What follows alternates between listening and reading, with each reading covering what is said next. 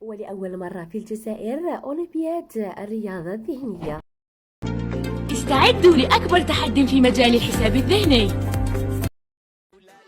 في خطوة فريدة من نوعها تشهد ولاية تاماراست ولأول مرة البطولة الوطنية للسروبان، حيث ينظم مجمع الرواد التعليمي للعقول الواعية فرع أكاديمية العقل الماسي مسابقة السروبان بالمعداد الياباني، وهي أول مسابقة وطنية تقام في ولاية تاماراست.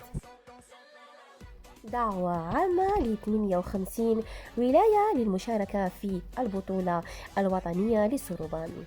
المشاركة تكون لجميع المراكز، النوادي، الأكاديميات وحتى الأحرار الناشطين في هذا المجال، تحت شعار رائد السروبان، بحلة جديدة مميزة جدا لأول مرة، أقوى بطولة وطنية نستقبل فيها الأطفال من سن 4 سنوات إلى غاية 15 سنة، وهي فرصة كبيرة لكل الأبطال لنيل لقب رائد السروبان، لأننا سنتوج الفائزين بالخمس المراتب الأولى لكل مستوى.